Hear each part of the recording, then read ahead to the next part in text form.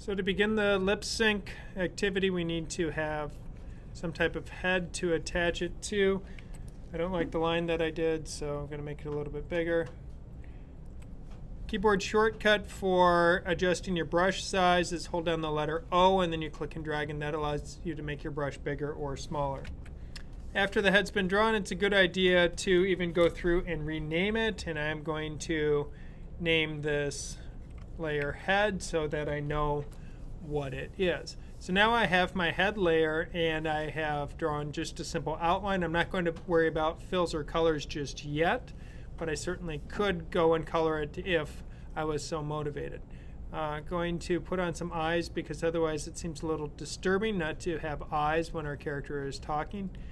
And we may wish to set the eyes on a separate layer so that we could even build a blinking animation or something like that. So we could now have the eyes periodically blink or move or wiggle.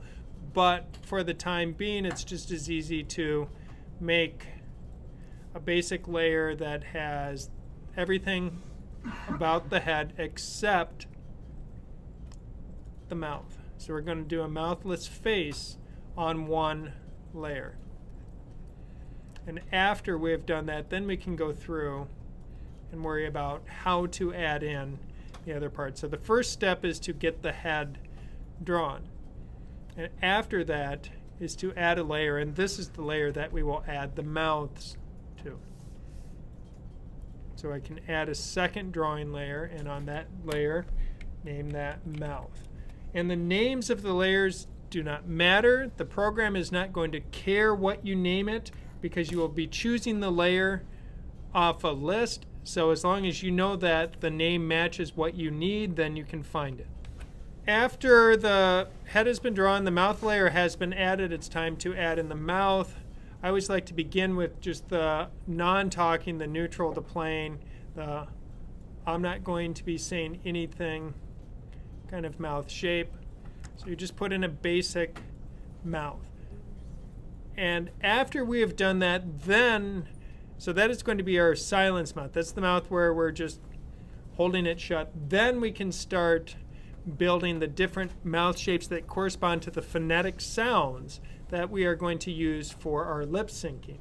And the first sound that we typically work with is a slight variation of this mouth, which is the one for the MBP sound. So that is one where the lips are typically closed and the mouth is stretched tight. So to do that, we can just move over to the second frame and we can draw the mouth. The tricky part here is, well, I can't see what occurred on the first frame because, well, there's nothing here unless I turn on onion skinning to show me the past. So I can now turn on onion skinning to see it that way. I can turn it on globally so I don't have to keep remembering. So now if I go to draw a new mouth, I can draw a mouth, but you may be noticing one little thing, which is I'm not able to see the rest of the face because I did not extend exposure for the head shape, the rest of the head that we're working with.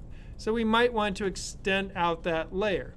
And we can do that by going out however many frames we want and hitting F5, or while I have that layer active, I can then hit the plus key to keep extending out its exposure. Both of those are acceptable ways of extending it out. So I can click out, or I can even just plan I will want the head all the way out, so I can just click all the way out and hit F5. That extends out the head. So now we can see there's a closed mouth on frame 1, and then there is the M sound where the mouth is stretching itself for making that first of our consonant sounds. Continuing with the mouth shapes, it's time to draw the consonant sound. So I'm going to pull the lip up a little bit, open up the mouth a little, and throw in what would be for the teeth, and then have the rest of the mouth. So this is now our hard consonant sound, the C, D, G, K, N, R type of sound that we are trying to make. And then I can move to the next frame after I've done that, and now to do an E sound. So the mouth is going to open. We'll see more teeth, and it's a fairly open mouth. Not as open as the A sound, but it's still a fairly open mouth. So it's a matter of figuring out how you want to draw your mouth shapes, what kind of character you're trying to create, whether you get to see any tongue as part of it. So does the tongue show in the open mouth? So then I can have the E sound continue on for an A sound. The A sound is one of the more open mouth shapes that we work with. So for this one, we even sometimes see some of the lower teeth. So the mouth is really starting to open up.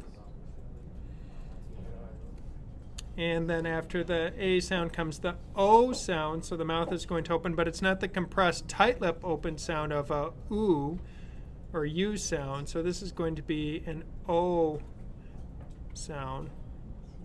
So you get to determine how you want that mouth to appear. Do you get to see teeth? Do you get to see any tongue in the mouth? Do you see down the throat? You know, what is going on when we look in the mouth and determine that particular shape? You can advance to the next after an O and do the oo sound, so you start to pucker up the lips a little bit to create the oo or U sound. And the final mouth we deal with is going to be our F sound, where the teeth are now biting down and striking on the lower lip.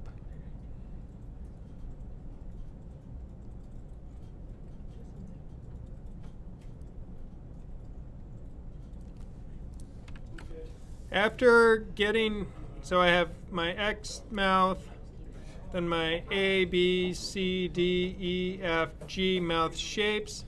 I could make an L mouth if I know that I may be needing an L sound. So with that, I could construct an L mouth in the next frame.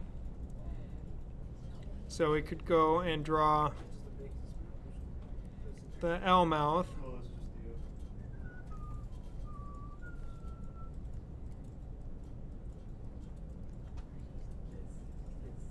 And after I have these different mouths drawn, it's nice to go through and add a little bit of color into the rest of the drawing to get that cleaned up. So that's the next step that I would go through, is to add in my colors. I have my black line. I can add a new color. I can choose a base flesh color, so I could decide that I want to create someone who is can determine whatever color I want. Actually, I think a nice shade of magenta works well for tonight. So now I have my base flesh color. And if I want, I can use the white for the teeth. I could use white on the eyes. And I might want to make a dark red, so I have that for the tongue.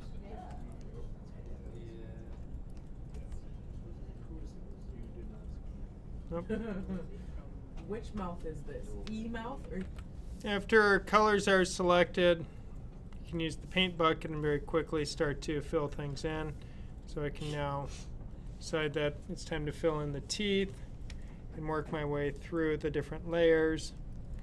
And when we're doing this, you can use the keyboard shortcuts of comma and period to cycle through individual layers. And I find it's easy to do one color at a time as I work my way through. There are some built-in features in Animate that allow you to paint across multiple frames, but the challenge in doing that is that it's going to require the area you're painting to be in alignment with all of the subsequent frames. So sometimes that gets to be a little bit tricky to arrange. So we can't always count on that as being a viable option.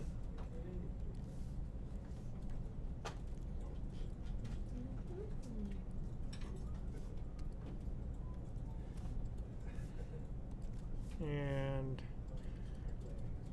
can see that the head needs to be finished. So it's able, so I can color it in at the bottom.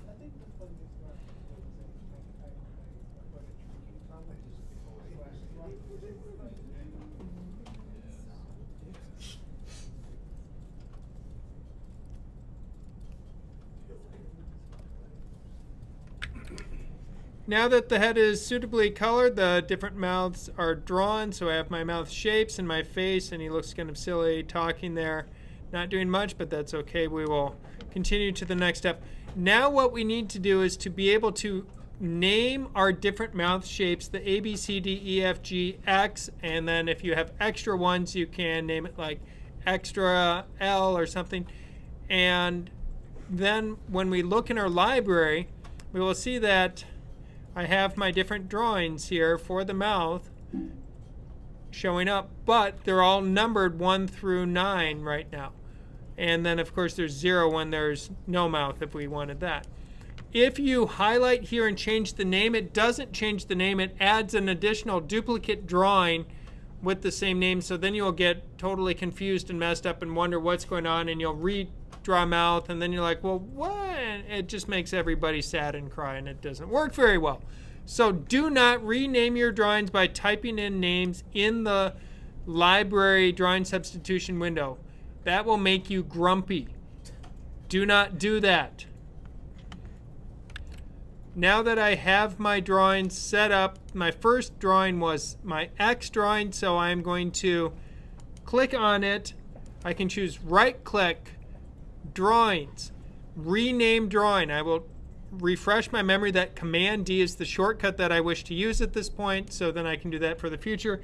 And the names as you type them must be capitals. If you use lowercase letters, it will not work. It has to be capital A through X, or A through G plus X, X being the closed non-talking mouth. So my first one is X. Hit OK.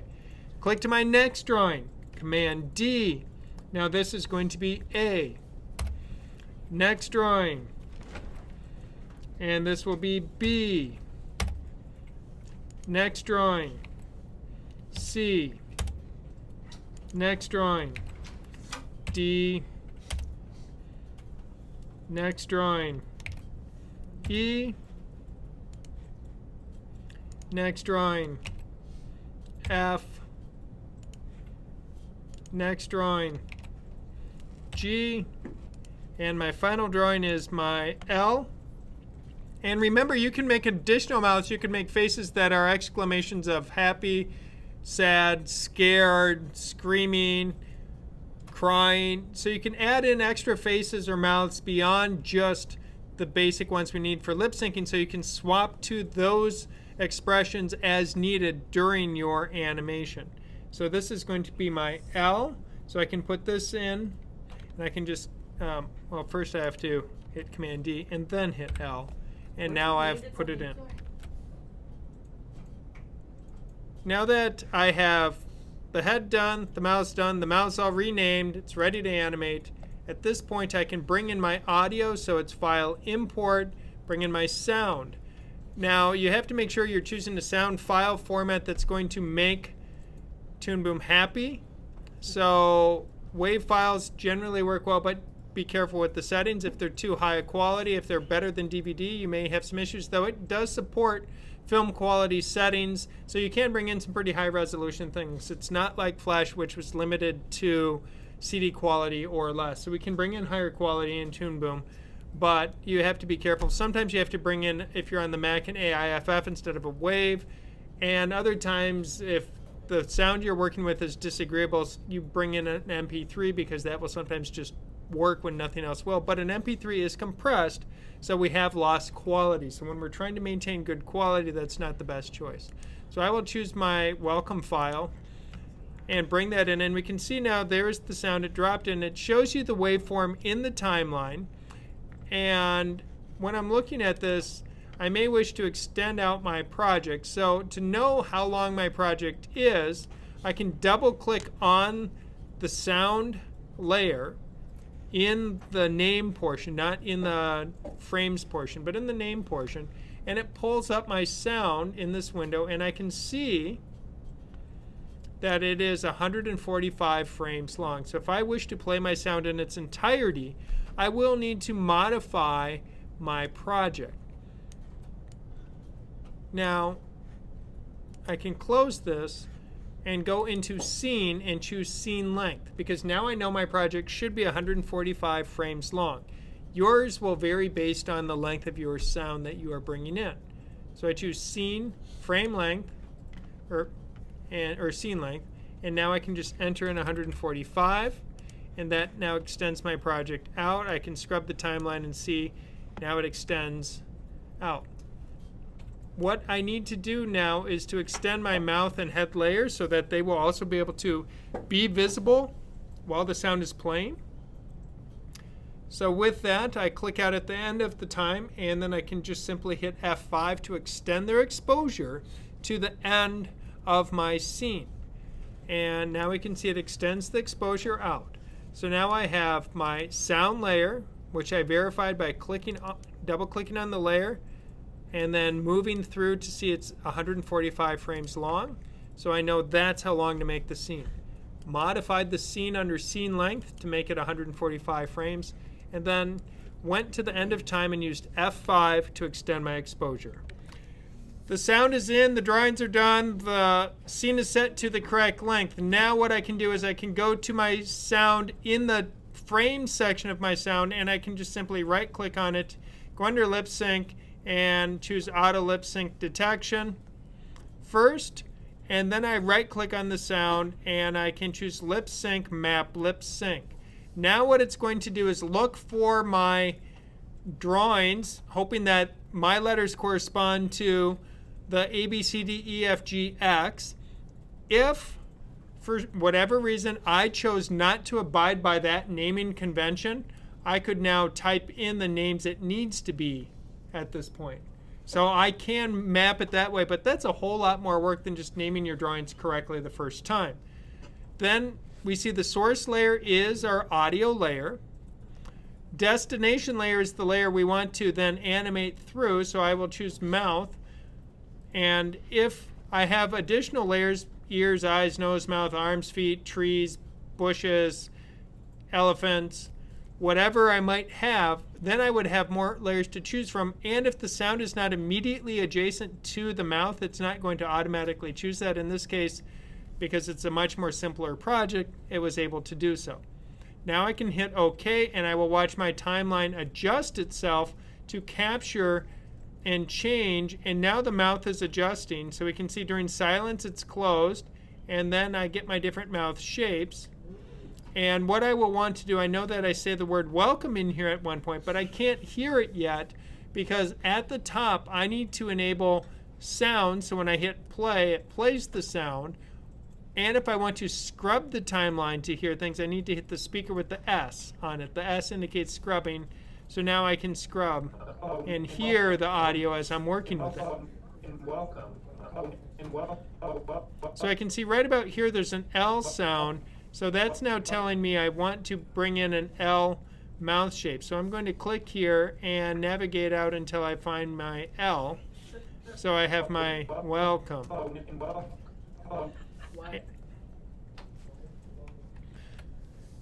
If we need to get rid of things, so I will notice that there's a little hiccup where the mouth is closed and it's switched where it thinks I'm doing a little because there's a little bit of noise in the audio file. So if I am right here and hit play, we can't really hear it, but there's just enough noise that it thinks I'm about to say a hard or an M consonant, so the mouth changed. But if I don't want that mouth, I can now go into my library with that frame selected and navigate to whatever mouth I want. I could, for that matter, make the mouth disappear, so suddenly I lose my mouth. That doesn't really make sense. I'm better off finding the X mouth or the closed mouth, so it just stays on the closed mouth at this point. If you realize your drawing is not satisfying, or you need something else, or you need to modify an existing one, so if I want to take my closed mouth and make it a little bit less, what I can do is I can pull up my drawing view or my drawing window, and I can do that by clicking on the arrow up here and say drawing, and that will add drawing to this screen up here. If I clicked over here, I could add drawing over there. So you can add any of the palettes or windows to any of the frames on screen. And if you have a bigger monitor, you can even have more divisions. So typically, I will add the drawing view up here, so I can add in the drawing view. And now the drawing view shows the current layer. It shows you what the current layer looks like and keeps that layer active. Now it is possible we can turn on the light box. Well, then it will make it look like we're seeing through or a light table, so we can kind of see what's there. Here's the artwork for this. So now if I want to modify the closed mouth shape and decide that I will just make it maybe a little bit smaller, just going to modify the eraser. And all brushes, you can hold down O and drag until you get the shape that you want, the size, big or small. So you can modify your brushes that way. So I'm going to shrink this up a little bit. And sometimes it's useful when you're drawing that you draw with the brush tool, get a fat line, then you go back with the eraser and fine tune your contours, and that can give you a nicer appearance. So now I can clean this up and to get an even better richness. No, don't like that one. Into my drawing. Better just do